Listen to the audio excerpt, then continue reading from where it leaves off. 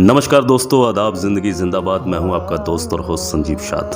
आप देख रहे हैं टू द पॉइंट, ज़िंदगी जिंदाबाद।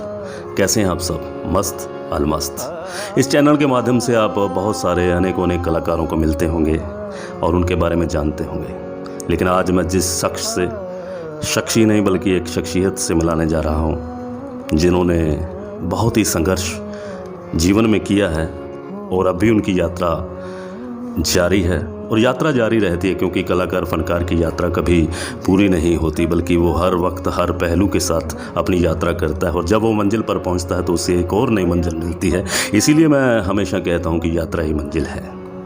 दोस्तों, संगीत कहाँ नहीं है, आप सब में है, मुझ में है, इस पूरे ब्रह्मांड के अंदर संगीत है।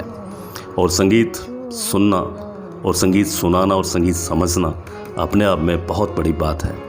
तो निश्चित तौर पर संगीत का एक साधक, जो एक बहुत ही सुंदर आवाज़ का मालिक भी है और निश्चित तौर पर अपनी कला के माध्यम से, अपनी कला के दम पर आज मुंबई में एक बहुत खूबसूरत अपना नाम बनाए हुए हैं। तो इस वक्त मैं मंडी डबवाली में उनके निवास स्थान पर हूँ और इन्हीं अल्फाजों के साथ मैं आप सबके सामने उनको इंट्रोड्यूस करूंगा, उनसे बात करूंगा और बातों ही बातों में हम बहुत सारी अच्छी बातें करेंगे और अच्छी बातों में से उनकी कला की यात्रा के बारे में हम सोचेंगे, समझेंगे और महसूस करेंगे कि किस तरह से एक कलाकार का जीवन होता है, कलाकार की ज़िंदगी होती है। आप जिन्हें सुनते हैं, जिन्हें प्यार करते हैं, जिन्हें मोहब्बत करते हैं। तो आइए बात करते हैं मंगल गोपाल से। नमस्ते। हेलो गोपाल। हाय सर, कैसे हैं आप? बहुत बढ़िया, कैसे हैं आप? I'm good। वाह, तो मुंबई से डबवाली कब आना हुआ? मुंबई से डबवाली अराउंड अभी 19-20 डेज़ हो चुके हैं। जी जी। एक्चुअली आई वाज क्वारंटाइन, क्योंकि 14 डेज़ मुझे कंप्लीट करने थे विदाउट किसी से मिले। ओके। और वो रूल फॉलो करना ज़रूरी था मेरे लिए, क्योंकि ये टाइम थोड़ा सा आपको पता ही कि बहुत ज़्यादा ख़राब चल रहा है और इसमें जितना अभी कॉशन हम ले सकते हैं उतना ज़रूरी है हमारे लिए। तो 14 days I was at home only और अभी 19-20 दिन हो चुके हैं मुझे आए हुए यहाँ पे। Very good, very good. आपने कहा कि मौसम बहुत ख़राब चल रहा है। जी। और आर्टिस्ट की जो कल्पना होती है, आर्टिस्ट की जो परिकल्पना होती है, वो ख़राब में से भी कोई ना कोई अच्छा ढूंढ लेता है। लेकिन जो ये वक्त आपको मिला है या इस वक्त में आप जी रहे हैं, जिस वक्त को आप कह रहे हैं कि ऐसा चल रहा है, मुझे नहीं लगता कि आपने इस वक्त का सदुपयोग नहीं किया होगा। क्या किया होगा इन दिनों? इसका बहुत बड़ा यूज़ किया, क्योंकि इससे पहले जब मैं मुंबई रह रहा था तो मैं रियाज़ के लिए टाइम दे पाता था, बट फिर भी कुछ ना कुछ ऐसे चीज़ें आती थी, क्योंकि अभी मैं रिसेंटली दिलजीत दोसांझ जी के साथ मैं शोज़ में परफॉर्म करता हूँ एज ए कीबोर्ड प्लेयर, और उससे पहले द कपिल शर्मा शो में भी था। तो शूट और ये शोज़ का सिलसिला इतना थोड़ा टफ रहता था कि जिससे कि कभी कभी रियाज से थोड़ा दूर हो जाते थे। और कुछ I am also doing a programming as a arranger. जी। तो उसमें भी टाइम देना पड़ता है, तो रियाज के लिए थोड़ा सा मिसिंग हो जाती थी, वक्त कम निकलता था। लेकिन वक्त में से वक्त निकाल कर लिया, रियाज जरूर करते थे जी। लेकिन अब ऐसा हो गया कि अभी I have only that thing कि I am just focusing on my रियाज ओनली और बहुत उसका मुझे बहुत ज़्यादा बेनिफिट हुआ इन दिनों में। और मैंने रियाज पे बहुत ज़्यादा फोकस किया और काफ़ी अच्छा उसका मुझे फल भी मिला। और मैं सेशंस भी कर रहा हूँ आजकल, लाइव सिखा भी रहा हूँ। ये भी इसलिए पॉसिबल हो पाया क्योंकि मैं और कुछ नहीं कर रहा था, तो मेरे पास I have lot of time, तो that's why I started classes also. तो ये सब चीज़ें हुई जिससे कि मेरे जो पुराने स्टूडेंट थे वो भी बहुत खुश हुए और मैं भी उनके साथ जुड़ के बहुत खुश हुआ। तो ये मैंने इसका टाइम का यूज़ किया मैंने। वो भी खुश हुए, मैं भी खुश हुआ और ये खुशी यूं ही बढ़ती रही। Yes sir. और बढ़ती, ये कहते हैं कि खुशी बढ़नी चाहिए। निश्चित तौर पर आपने बहुत खूबसूरत, आपके स्टूडेंट्स जो मिस करते थे आपको आपकी इस व्यस्त भरी जीवन के अंदर, उनको आप मिल पाए, चाहे ऑनलाइन ही मिल पाए। जी। लेकिन जब वक्त और हालात बदलते हैं तो निश्चित तौर पर हमारे काम करने के तरीके और सलीके भी बदल जाते हैं। करेक्ट। लेकिन कहते हैं कि खाली वक्त शैतान का घर होता है, लेकिन मुझे ऐसा लगता है कि खाली वक्त में इंसान आविष्कार भी करता है। आविष्कार एक्चुअली है ना, सिक्के के दो पहलू। Yes sir. ये एक बहुत बढ़िया वक्त है। अच्छा, मैंने बॉम्बे से डबवाली आए, ये तो मैंने पूछ लिया आपसे जी। लेकिन आप डबवाली से बॉम्बे कब गए? मुंबई मैं गया था जब मेरे कॉलेज का लास्ट एग्ज़ाम था और सुबह मैं एग्ज़ामिनेशन हॉल में था और रात की मेरी ट्रेन थी, अरे वाह, सेम डे। और इट वाज अराउंड 2012 तब मैं शिफ्ट हुआ मुंबई में। और लेकिन गोपाल 7 ईयर हो गए अराउंड। 7 साल हो गए होंगे। 7 साल का बहुत लंबा अरसा होता है मुंबई का। लेकिन मैं आपको 7 साल से पहले ले जाना चाहता हूं, क्योंकि मैंने आपको बचपन से देखा बचपन है। से। और आपके पिताजी को भी मैं जानता हूं, उन्हें देखता रहता हूं अक्सर, वो भी म्यूज़िक के साथ जुड़े हुए हैं। तो 7 साल के पहले का जो जीवन था, आपकी एक एकेडमी रेलवे लाइन के पास हुआ करती थी, वहाँ से ट्रेनें गुजरती थी। कभी जहन में आता होगा कि मैं इस ट्रेन पे चढ़ के कभी बॉम्बे जाऊँगा। मतलब बॉम्बे जाने का सपना कैसे माइंड में आया, कैसे आया अभी ये डबवाली छोड़ के बॉम्बे चला जाए? एक्चुअली इसके पीछे भी मैं बोल सकता हूँ कि म्यूज़िक की ही है जो, जिसकी वजह से मुझे एक सोच आई कि कुछ करना है, म्यूज़िक सीखना। एक्चुअली मेरा मेन पर्पस वहाँ जाने का यही था कि मुझे और सीखना था।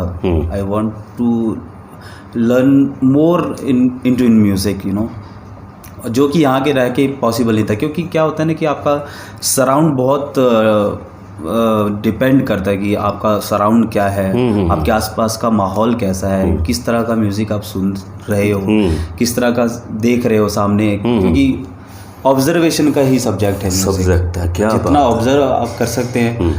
तो यहाँ रह के जितना मैं कर पाया हो रहा था, लेकिन कहीं ना कहीं मिसिंग था सराउंड। मुझे अच्छा एटमॉस्फेयर चाहिए था और अच्छे और आर्टिस्टों में रह के मुझे सीखना था उसके लिए। और यहाँ पे जितने भी जो भी म्यूज़िक से जुड़े हुए थे मेरे फ्रेंड सर्कल में, दे वर ऑल्सो मुझे हमेशा बोलते थे कि अगर कुछ करना है तो मुंबई में जाओ। अरे वो एक जगह है जहाँ पे इंसान जाके कुछ अलग अपनी सोच को बढ़ा सकते हैं, और वहाँ पे ऑप्शंस बहुत ज़्यादा हैं, अपॉर्चुनिटीज़ बहुत ज़्यादा है। आपको, आप जो करना चाहते हो आप वो कर सकते हो। अरे वाह। बट यहाँ वैसा नहीं था कि क्योंकि यू नो कि यहाँ पे सिर्फ जागरण करते हैं, बेसिकली आर्टिस्ट जागरण। मतलब आप कुछ नया करना चाहते थे, मुझे कुछ अलग करना था, नया करना था। इसीलिए तो कहा जाता है कि कतरा गिरा समुंदर में समंदर हो गया, आशिक मिला मौत से कलंदर हो गया। मतलब जाना पड़ता है, चलना पड़ता है। मुझे ये नहीं था कि मुंबई जाके मुझे बहुत सारा पैसा कमाना है, मुझे बड़ा स्टार बनना है, नेम फेम के लिए नहीं गया। नहीं, मैं आपसे ये पूछना चाहता हूँ, जब आपने मुंबई की टिकट खरीदी, जी, जाने को यहाँ से मन था जी, लेकिन मन में डर नहीं था कहीं गलत स्टेप? डर नहीं था मुझे, यही था कि मैं कर पाऊँ। मुझे अपने आप के अंदर, मैं अपने आप से क्वेश्चंस करता था कि यार भाई कर लोगे या नहीं कर पाओगे। वो थोड़ा सा दुविधा चलती थी दिमाग में, डर नहीं लगता था। क्योंकि कुछ मेरे फ्रेंड सर्कल ऐसे थे उधर जो मुझे बहुत प्रोत्साहित करते थे।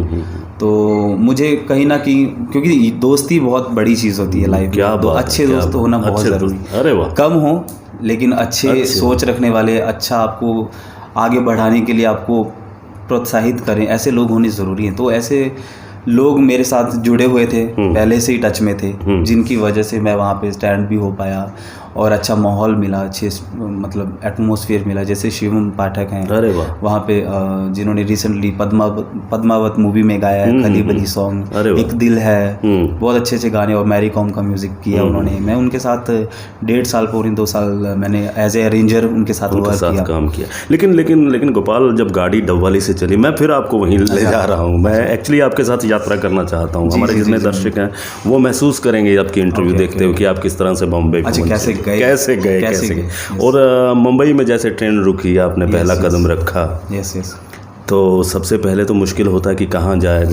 हाँ, ये स्टोरी भी अच्छी है एक्चुअली। और मैं बताऊंगा कि जब स्टार्टिंग था, मुंबई जाना मतलब बड़ी बात थी, क्योंकि मुंबई कैसे जाना है सबसे पहले तो नहीं पता था कि कैसे जाएंगे। कि फ्लाइट का तो मैं सोच ही नहीं सकता था, क्योंकि financially I was not so strong that time.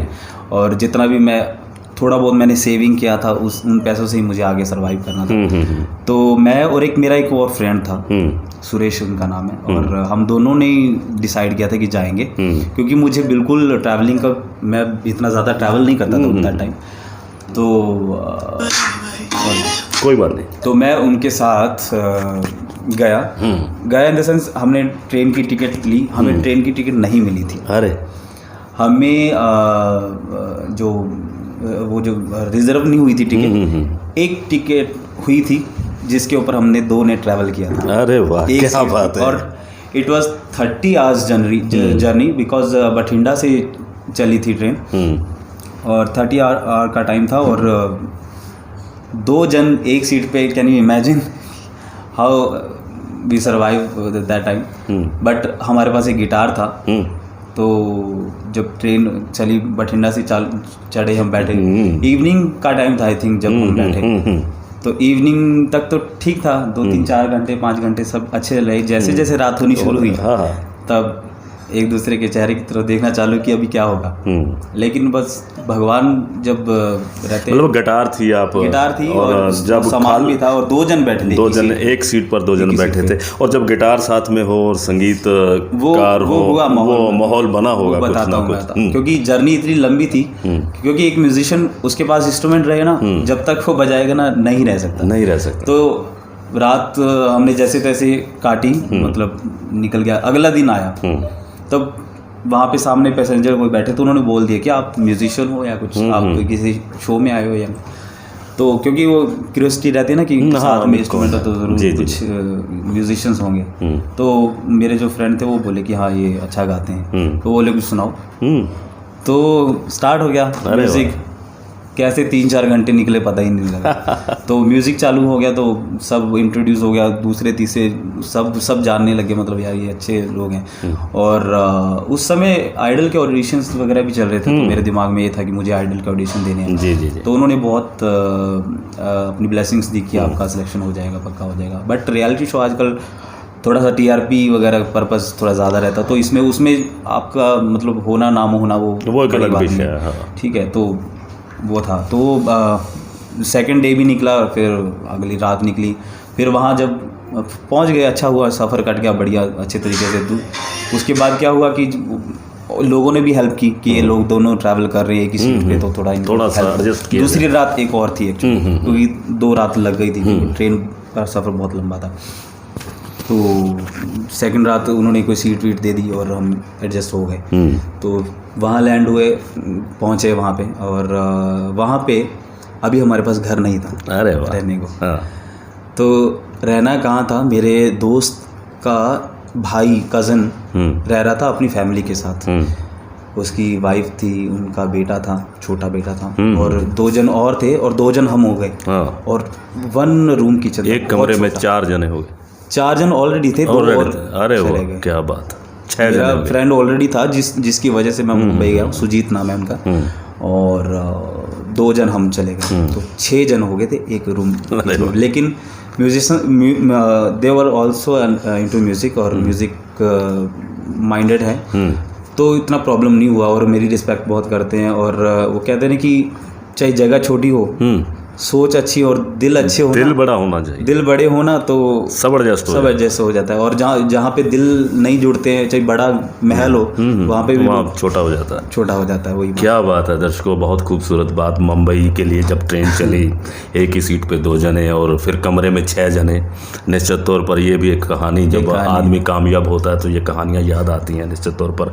और पहली यात्रा बहुत बढ़िया रही, मुंबई आप पहुँचे, कमरे में आप रहे, तो आपने कौन कौन से ऑडिशंस वहाँ दिए, और किस, मैं चाहूँगा कि अपने अल्फाज। आफ्टर 20-25 दिन के बाद मेरा फर्स्ट ऑडिशन था आइडल का। तो कोई एक्सपीरियंस नहीं था कि कैसे रियलिटी शो करना होता है, कि वो बाद में पता लगी है, बाद में पता लगा कि कैसे जाना रहता है। वो फर्स्ट टाइम था। हम रात को 1 बजे चले गए थे। ऑडिशन का डेट था यानी कि 23 या 22, हम 21 को चले गए रात, क्योंकि एक दिन पहले पहुंचना होता। अननोन जितने भी रहते हैं, जो भी ऑडिशंस देते हैं, मैं सबको बताना चाहूँगा कि ऑडिशन का एक पर्पज़ रहता है। सबसे पहले साइलेंट ऑडिशंस होते हैं, उसमें आपके पास कॉल आता है। वो कॉल तब आता आपको, आपके थोड़े बहुत जानने पहचानने वाले जो भी म्यूजिशियन रहते हैं आपके आसपास के एरियाज़ में, उनसे थोड़ा कांटेक्ट रखिए, थोड़ा मेल मिलाप करिए, कि पूछते रहिए उनसे टचअप रहिए, क्योंकि वही एक ज़रिया है सही ऑडिशन देने का। मतलब अगर आप लाइन में जाके क्योंकि गाना विदाउट आपका बॉडी लैंग्वेज अगर ठीक नहीं रहेगा, पूरी रात जगने के बाद अगले दिन आपको जजेस को फेस करना, it's very difficult time, you know. तो आपको आपके एरिया के आसपास, जैसे पंजाब में रह रहे तो चंडीगढ़ में, या दिल्ली साइड में रह रहे तो दिल्ली के आसपास के जितने भी एरियाज में कोई ना, आज के टाइम में इतना हो गया है कि अपने अपने उन्होंने बंदे अपने फैला रखे होते हैं जहाँ हमें कोई आर्टिस्ट बताइए, तो वो एक अच्छा ज़रिया है जिससे कि आपको साइलेंट ऑडिशन के लिए कॉल आता है। साइलेंट ऑडिशन में क्या रहता है, सिर्फ 150-200 लोग रहते हैं ऑडिशन देने के लिए, जी। और वहाँ पे आपको प्रॉपर एक जगह दी जाती है बैठने के लिए, आपके लिए प्रॉपर पानी की व्यवस्था रहती है, खाने की भी व्यवस्था रहती है। साइलेंट ऑडिशन जो लाइनों वाले होते हैं वो बहुत रिस्की होते हैं, तो मैं चाहूँगा कि आप अच्छा वे देखिए ऑडिशन देने के लिए। तो हमें नहीं पता था उस समय क्या करना है, हर रात को चले गए 1-1:30 बजे, जाते ही वहाँ देखा हमने 1000-2000 की तादाद थी वहाँ, लाइन लगी ऑलरेडी लगी हुई। अरे अब हम देख रहे हैं कि सिरा ही नहीं मिल रहा है, सिरा ही नहीं मिल रहा है। गेट से लेके पिछला जो बंदा कौन है कुछ नहीं पता। वहाँ पे एक दूसरे मेरे और फ्रेंड थे साथ में, तो हम बात करते जा रहे हैं, यार भाई नंबर नहीं आएगा कल, नेगेटिविटी आ जाती है माइंड में। तो बोले चलो कोई बात नहीं, देखते हैं एडजस्ट हो जाएगा। हम जाते रहे, चलते रहे। आफ्टर 15-20 मिनट चलने के बाद लाइन दिखी। क्या बात, इतने लोग ऑलरेडी 1 बजे रात को खड़े थे। अब वहाँ पे ना तो कुछ कपड़ा है ना कुछ चादर, कुछ नहीं है, बस ऐसे ही रोड पे खड़े हैं सब। तो सो नहीं सकते थे, ऑब्वियसली सोने के लिए जगह नहीं थी, सो नहीं सकते थे, रात जाके ही निकालनी थी। 2-4 लोग इधर गा रहे हैं, 2-4 लोग इधर गा रहे हैं, 2-4 इधर गा रहे हैं, बस वही एक मेला लगा हुआ था।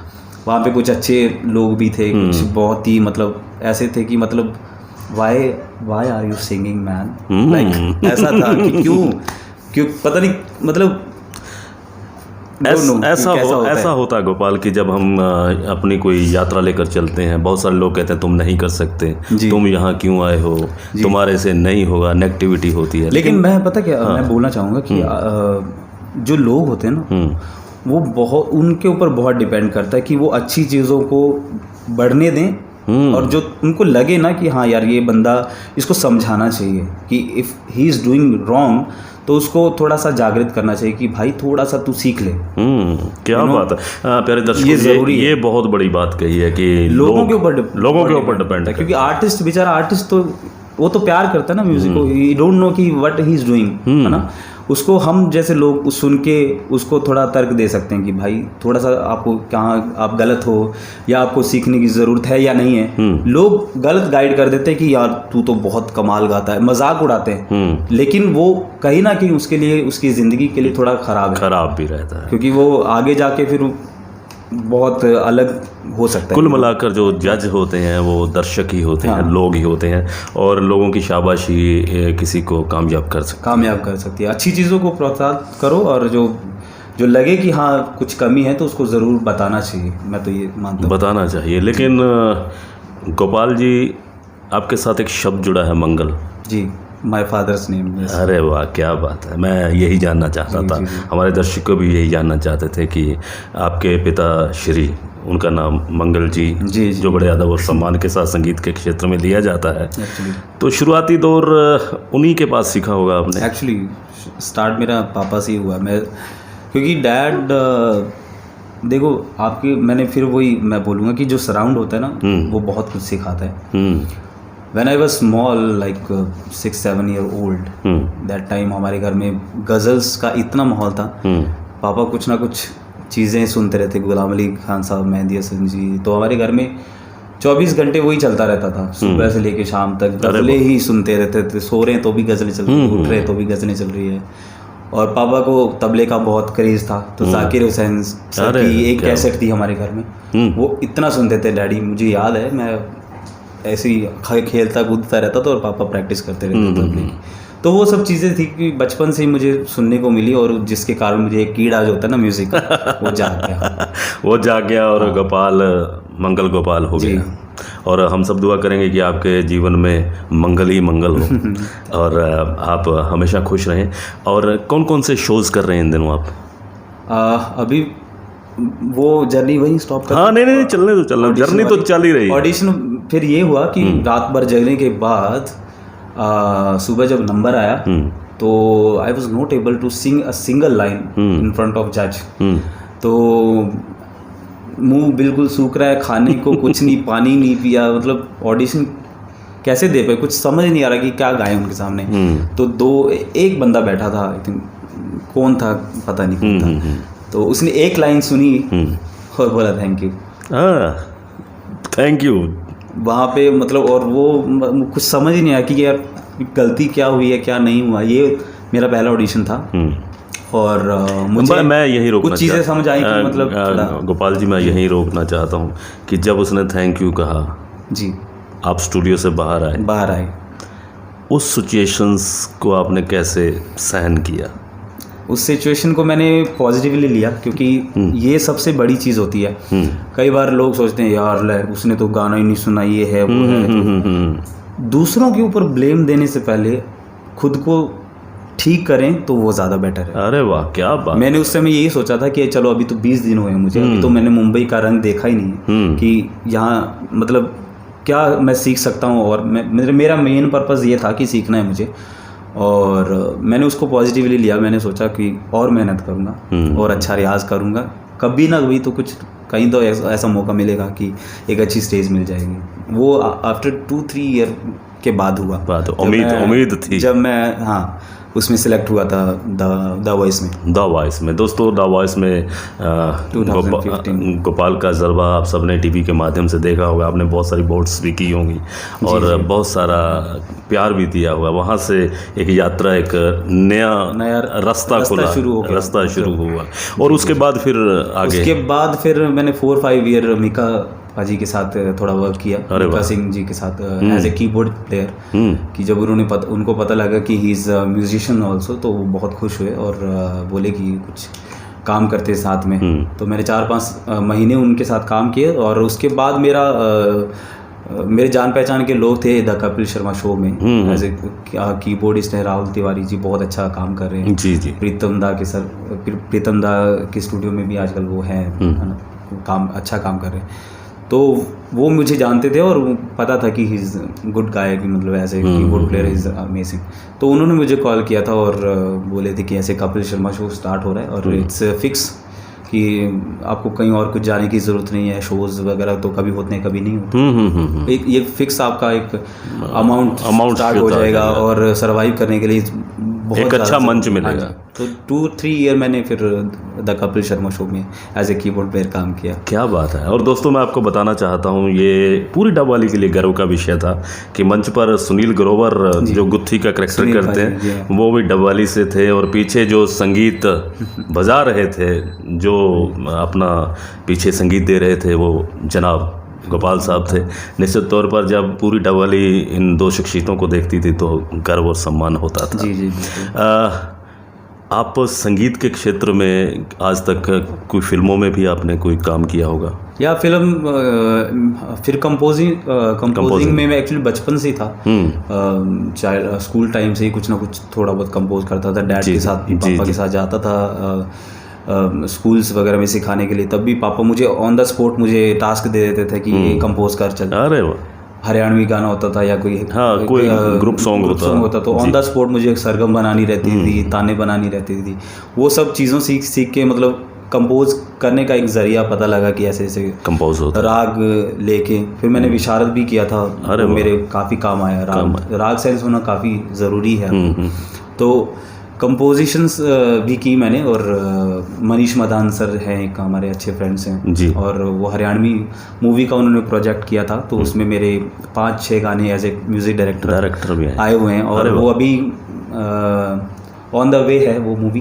अभी कुछ कारणों से रुका हुआ है प्रोजेक्ट। और उसमें जावेद अली सर ने और नवराज हंस सर और शाहिद मालिया और इन सब सिंगर्स ने गाया है उसमें।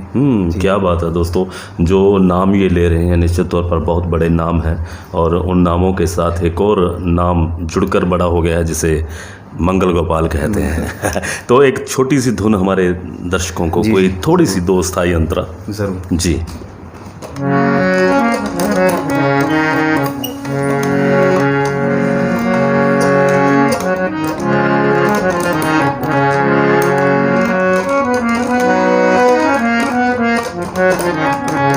पंजाबी सुनाओ कुछ। हाँ, पंजाबी हो जाए हमारे दर्शकों के लिए।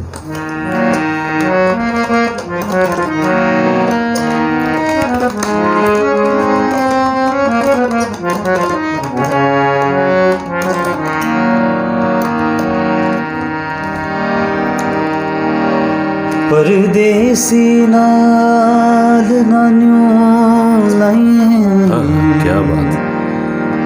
भावें लख सोने दा होवे, एक गले परदेसी चंगा, जिन्नू याद करे तारोवे। ये गुलाम अली साहब जी का गाना है और जी, जी। मेरे फेवरेट है। जदों कदी तैनू मेरा प्यार सतावेगा, जदों कदी तैनू मेरा प्यार सतावेगा, रब दी सौ फेर तैनू चैन ना आवेगा, जदों कदी तैनू मेरा प्यार सतावेगा, जदों कदी तैनू मेरा अरे वाह।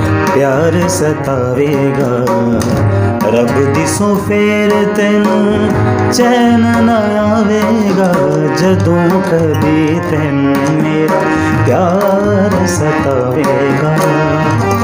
हाँ, क्या बात।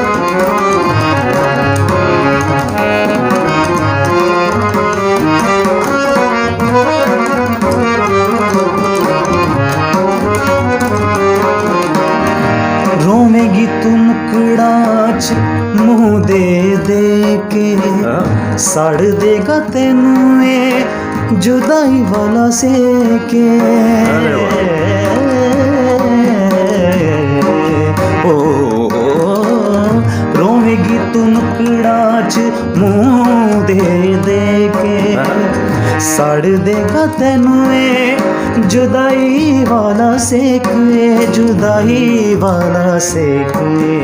रोंदी वेख तैनू कोई चुप ना करावेगा, रोंदी वेख तैनू कोई चुप ना करावेगा, रब दी सौ फेर तैनू चैन ना आवेगा, जदों कदी तैनू मेरा प्यार सतावेगा, रब दी सौ फेर तैनू चैन ना आवेगा, जदों कदी तैनू मेरा प्यार सतावेगा। बहुत खूब, बहुत खूब। या तो दीवाना हंसे या तू जिसे तौफीक दे, क्या बात है। वरना तेरे इस दुनिया में आके मुस्कुरा सकता है क्या कौन। बात। बहुत खुशनसीब वो लोग होते हैं दोस्तों जिनके पास संगीत होता है, और उनसे ज़्यादा खुशनसीब वो लोग होते हैं जो संगीत को सुनते हैं, संगीत को समझते हैं। गोपाल जी, जो नए बच्चे सीख रहे हैं आपके पास, जहाँ आप जैसा बनना चाहते हैं, जब बड़े गायक मेरे बनना, जैसा तो नहीं बनना है, मतलब जो नहीं, ऑलरेडी लेजेंड हैं उनको फॉलो। नहीं, आप उन भी जैसा बनिए। आप भी किसी के लिए हो सकते हैं, क्या बात। ये बड़ी बात है, क्योंकि आपकी तपस्या, आपकी साधना निश्चित तौर पर आपके संगीत के माध्यम से हमें दिखाई देती है। मैं ये जानना चाहूँगा, इस चैनल के माध्यम से बताना भी चाहेंगे हम जितने कलाकार इसको देखेंगे, नए बच्चे जो हैं वो किस तरह से आना तो चाहते हैं लेकिन उनके पास कोई रास्ता नहीं है, कैसे शुरुआत करें वो अपनी गायकी की, अपने रियाज की, क्या उनके लिए टिप्स देना चाहेंगे आप? ये एक्चुअली डिफ़िकल्ट तब था जब नेट का ज़माना नहीं था, इंटरनेट नहीं था, यूट्यूब नहीं था, तब स्टूडेंट्स सीखने के लिए कुछ साल 8, 10, 12 साल गुरु ढूंढते थे, दूर जाते थे अपने घर बार छोड़ के। उस टाइम बहुत डिफ़िकल्ट था, लेकिन आज के टाइम में काफ़ी चीज़ें इतनी अच्छी हो गई हैं। यूट्यूब है अपना, हमारे पास गूगल है, कुछ भी आप सर्च कर सकते हो। मैं चाहूँगा कि जो आगे जाना चाहते हैं उनको सुनना सबसे पहले शुरू करना, सबसे पहला लेसन है सुनना पड़ेगा। अरे क्या बात है। जितने भी लेजेंड सिंगर्स हैं, गुलाम अली खान साहब हैं, उस्ताद मेहंदी हसन जी हैं, उनको सुनना शुरू करना सबसे पहला लेसन है। अरे वाह। उनको जितना सुनेंगे उतना चीज़ें समझ आएंगी धीरे धीरे, एकदम से नहीं आएगी, क्योंकि नो डाउट उन्होंने कितना क्लासिकल किया है। क्लासिकल म्यूज़िक करने के बाद कहते हैं कि इतना सारा क्लासिकल में से निकाल निकाल के गज़ल्स बनती हैं, मतलब संक्षिप्त में क्लासिकल है। अरे वाह। गज़ल संक्षिप्त रूप है लेकिन है क्लासिकल। है क्लासिकल। बहुत सारी चीज़ों को अब जैसे 25-30 मिनट का एक राग गायन, ख्याल गायन है। अच्छा। वो 7-8-10 मिनट में गाना, वैसी वाली बात वैसी है। वाली। तो सुनना शुरू करना चाहिए, सबसे पहला टिप्स मैं यही बोलता हूँ। क्या बात है, क्या बात। और जब सुनना चालू करेंगे तो चीज़ें अपने आप समझ आएंगी, अपने आप वो फील आना शुरू होगा कि हाँ ये सा ऐसे लगाना है, उस सब उसी में है। मैं यही टिप्स देना चाहूँगा। क्या बात है दोस्तों, जितने भी नए कलाकार हमें सुन रहे हैं उनके लिए एक मूल मंत्र है, और ये मूल मंत्र बहुत बड़ी आर्टिस्ट बना सकता है आपको कि आपने सुनना है, जितना आप सुनेंगे उतना ज़्यादा समझेंगे। जी। और कभी कभी क्या होता है कि लोग चूजी हो जाते हैं कि सिर्फ गज़ल सुन रहे हैं तो गज़ल ही सुनेंगे, वो कहेंगे क्लासिकल थोड़ा बोर लगता है। नहीं, ऐसा नहीं, ऐसा भी है गोपाल। एक मेरे जहन में अभी अभी ख्याल आया है कि कुछ आर्टिस्ट अपने आप को बांध लेते हैं कि मैं फोक ही गाऊंगा या मैं गज़ल ही गाऊंगा, है ना। हालांकि उनके अंदर बड़े सारे कलर्स होते हैं, कलर्स बहुत ज़्यादा होते हैं, है ना। मैं खुद का मैं आपकी ही बात करने वाला था कि आप गज़ल भी बहुत अच्छी गाते हैं और हारमोनियम तो आप बजा ही रहे हैं, बहुत बढ़िया। और आप एक कंपोज़र भी हैं। कितने सारे कलर्स हैं गोपाल के अंदर, ये देखने वाली बात है। लेकिन आप इसको कैसे जजमेंट करते हैं कि मैं इस वक्त ये करना है मुझे? जी, वो एक्चुअली मेरा रूटीन थोड़ा सा अलग है। मैं मोस्टली कभी कभी रात को जगता भी हूँ, सारी रात जग के दूसरे दिन सोता हूँ, क्योंकि नाइट के अंदर जब पूरा शांत रहता है एटमॉस्फेयर, और क्रिएटिव माइंड जो होता है, आप अगर सर्च करेंगे तो आपको पता लगेगा कि क्रिएटिव माइंड है जो ना, वो रात को जगता है। अरे हाँ, ये है, हमारे दो दिमाग हैं। क्रिएटिव माइंड, और क्रिएटिव माइंड के अंदर चीज़ें आती हैं, वो आप आमद बोल सकते हो, परमात्मा की ब्लेसिंग्स बोल सकते हो, जो भी, या जो आपने सुना है म्यूज़िक अपनी लाइफ में, वो उस समय जागृत होता है। अरे वाह। तो वो एक टाइम पीरियड रहता है, तो मैं उसके हिसाब से चलता हूँ। कभी कभी मेरे टेक्स्चर्स ऐसे बने होते हैं रात के टाइम पे कि कुछ इंग्लिश गाना रिकॉर्ड करना होता है, तो वो मैं रात को करता हूँ, क्योंकि टेक्स्चर्स चेंज हो जाते हैं उस समय, और उस समय आप उसको जिस तरह से मॉडिफाई करोगे वो ऑटोमेटिक ढलता जाता है।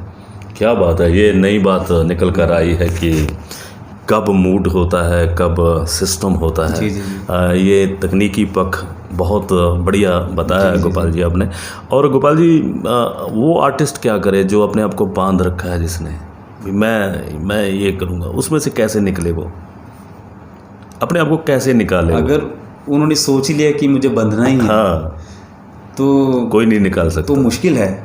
जब उन्होंने मतलब ठान लिया कि मुझे तो बंद, क्योंकि देखो खुद की सोच बदलनी पड़ती है पहले तो। देखो अगर मैं कुछ बोल रहा हूँ, कल को सामने वाला अगर वो एक्सेप्ट नहीं कर पा रहा, तो उसको अभी कांट नहीं कर सकते, क्योंकि ये कला जो है वो बाजार से नहीं मिलती कि 100-200 ग्राम लाकर हम उसको दे दें और वो अपने गाता रहे। लेकिन गोपाल जी, संगीत आपके जहन में है, आपके दिल में है, आपके दिमाग में है।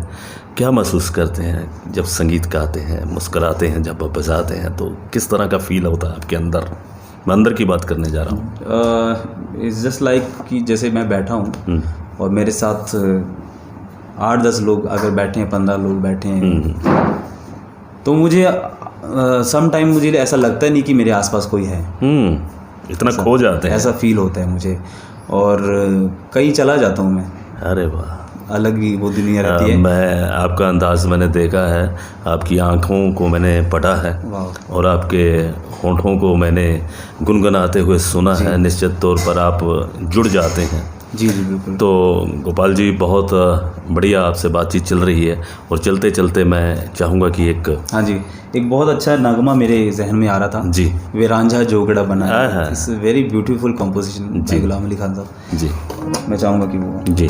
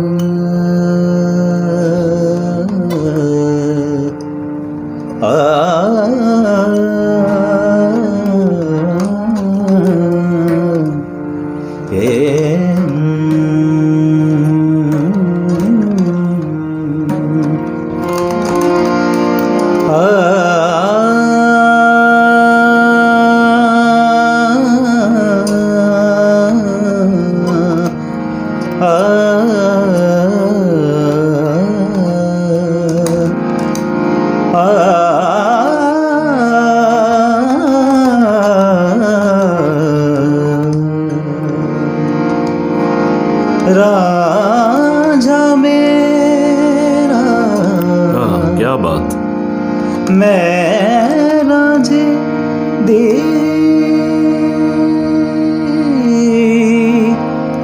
और न कोई ख्याल अरे वाह लोका भाणे राजा चाक मजेदार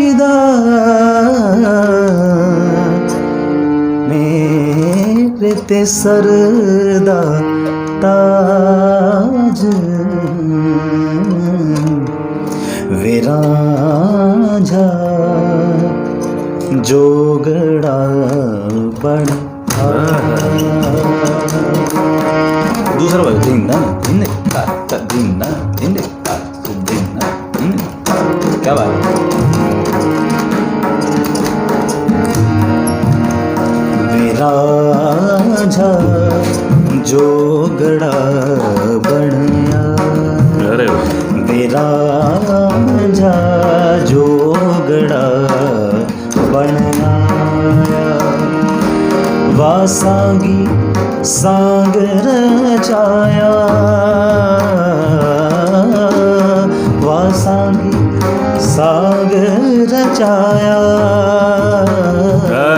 क्या बात जोगड़ा बन आया मेरा झा जोगड़ा बन क्या बात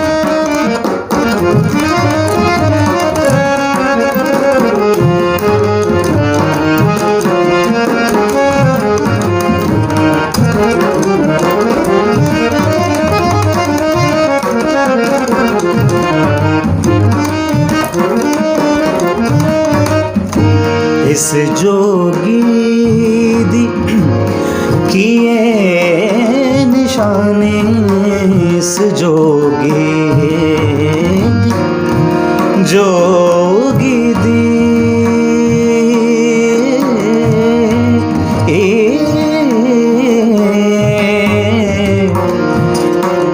निजा मारे निजा पा मारे मारे नि सरे सा निजा पानी सरे रे सा मारे मारे सा निजा रे सा मारे पा मारे निदा रे मा पा दा मा पा निजा रे निजा रे पानी पा मारे मारे सा निजा रे सा रे सा रे सा ऐसे जोगी दी किए निशाने कन विच मुंदरा गल विच गानी कन विच मुंदरा गल विच गानी सूरत उस दी यूस फसानी पठ खिड़िया दा जाया राजा जोगड़ा बन आया बेरा जा जोगड़ा बनया ओ वासांगी सांग रचाया वासांगी सांग रचाया जोगड़ा बनाया बेरा झा जोगड़ा बनाया नीरा झा जोगड़ा बनया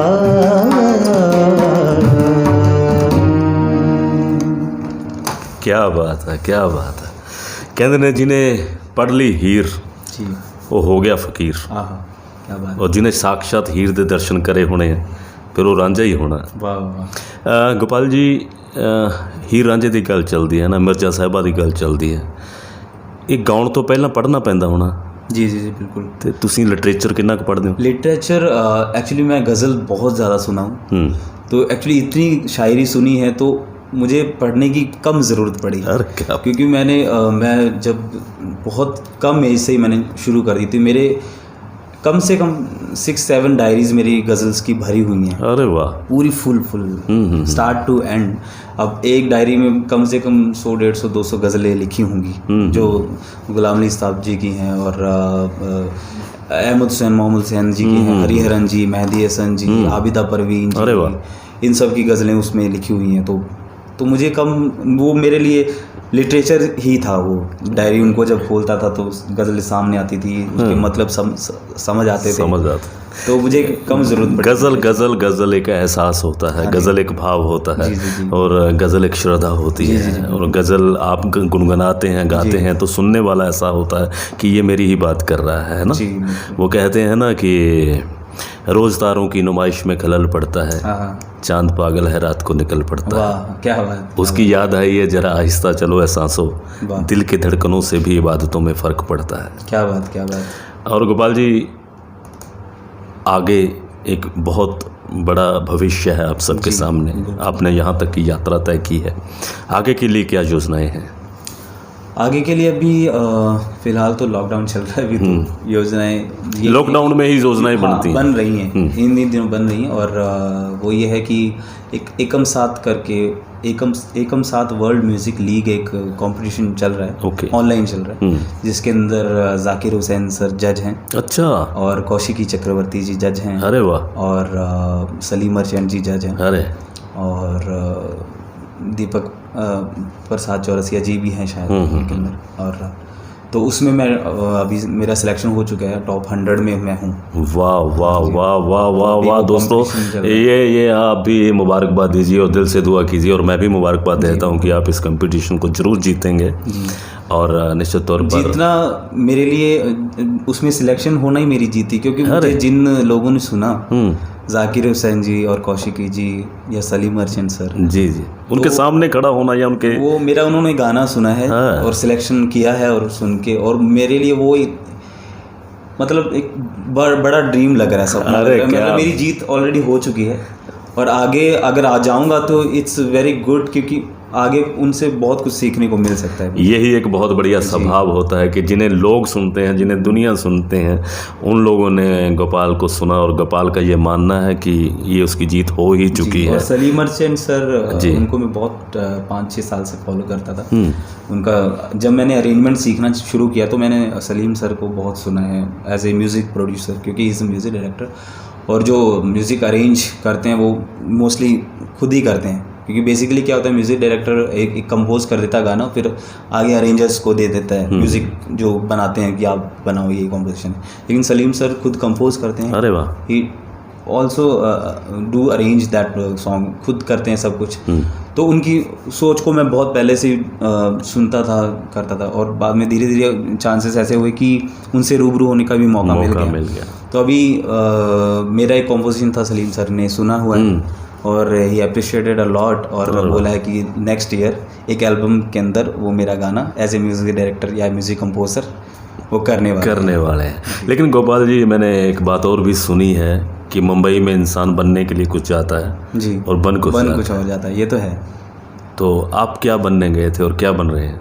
मैं अभी, मेरी जर्नी स्टार्ट ही है अभी तो चल ही रहा है सफ़र। और मैंने बस यही सोचा था कि अच्छा म्यूज़िक करना है बस। मैंने ये कभी सोचा नहीं था कि अच्छा सिंगर बनना है या कंपोज़र बनना है, कभी सोचा नहीं था, बस मैं करता गया। ये ख्याल बहुत अच्छा है कि अच्छा म्यूज़िक सुनना है और अच्छा म्यूज़िक करो बस। म्यूज़िक क्योंकि बहुत वास्ट सब्जेक्ट है। क्या बात। इतना वास्ट है कि जितना देखते हैं उसका दूसरी तह और निकल आती है। अरे वाह, जितना खोदते हैं फिर और ज़्यादा जी बिल्कुल गहराई में जाना पड़ता है। मैं पहले गज़ल सुनता था, फिर धीरे धीरे जैसे समझ बढ़ी, चाइल्डहुड की बात कर रहा हूँ, तो मुझे इंस्ट्रूमेंट से लगाव होता गया।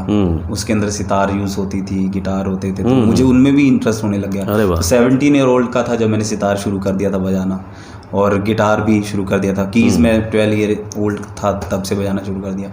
तो पीछे जो अरेंजमेंट रहता वो मैं सुनता रहता था कि म्यूज़िक यार कैसे जा रहा है, कैसे जा रहा है। तो वो फिर बाद में वो एज ए अरेंजमेंट मेरे को हेल्प मिली उन चीज़ों में। तो मैं एज ए अरेंजर कब मैं म्यूज़िक बनाने लग गया, मुझे भी नहीं पता लगा। बिल्कुल। तो अभी मैं अरेंज भी करता हूँ गाने, म्यूज़िक बनाता हूँ। कंपोज का भी बहुत पहले से ही था, अंदर जुनून था कि यार ट्यून कैसे बनती है, वो भी धीरे धीरे बनती गई।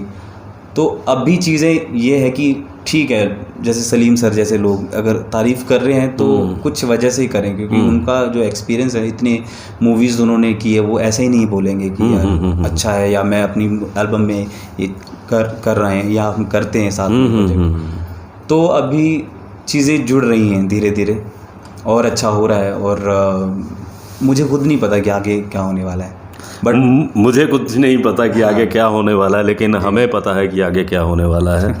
दर्शकों को पता होता है, आपके चाहने वालों को पता होता है, आपको प्यार करने वालों को पता होता है कि आगे क्या हो, क्योंकि आपकी मेहनत दिखाई देती है जब झलकती है, तब जाकर लोगों को पता होता है कि जैसे आपने पहले कहा कि लोग ही बनाते हैं। जी। और लोगों को हम अपने बारे में उतना नहीं जानते जितना लोग हमारे बारे में जानते हैं एक्चुअली। और बहुत अच्छा लगा आपसे बात करके, बहुत अच्छी अच्छी बातें की, बातों से ज़्यादा आपको सुन के बहुत अच्छा लगा, और आपकी जो बातें हैं वो आपके गीतों से भी ज़्यादा अच्छी हैं।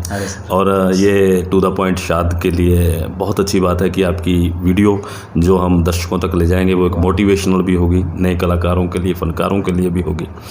तो यही दुआ है कि आप इसी तरह काम करते रहें, यात्रा में रहें, थैंक यू सो मच, और एक मंजिल के बाद दूसरी मंजिल तक पहुँचें।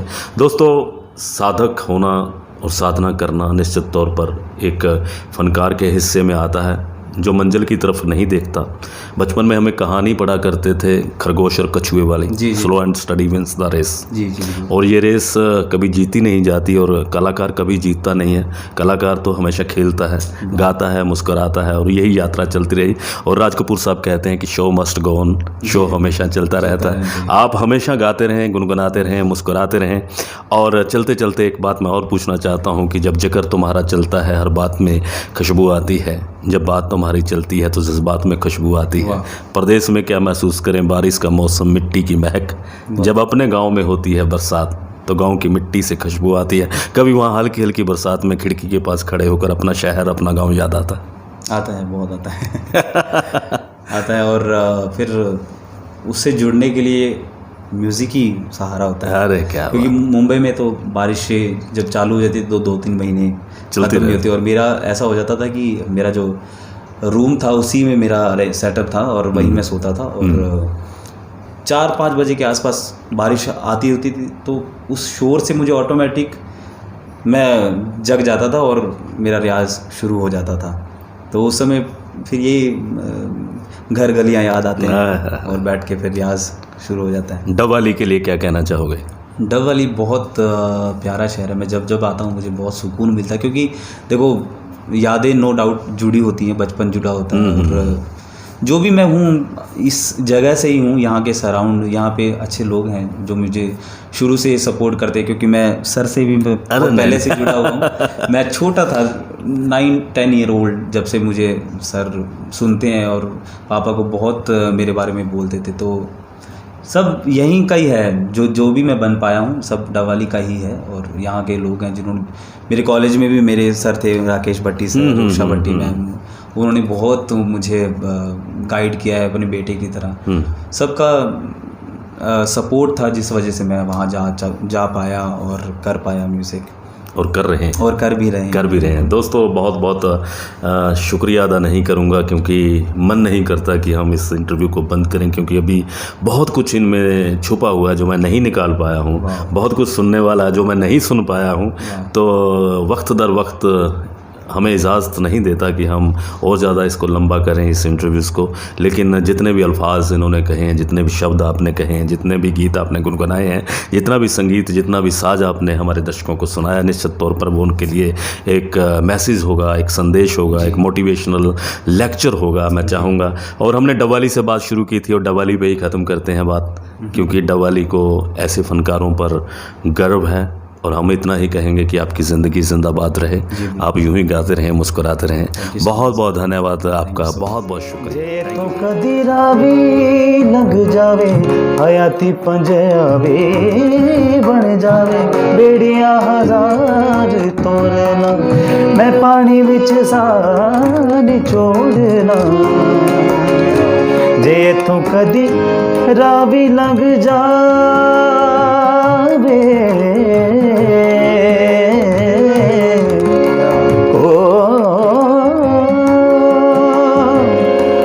रावी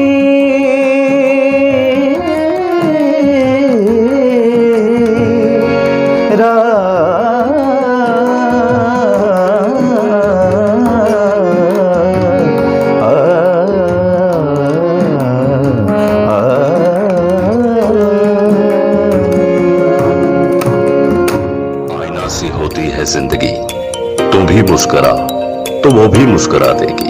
हुनर सब में होता है, तो चलो फिर करते हैं हुनर की बात।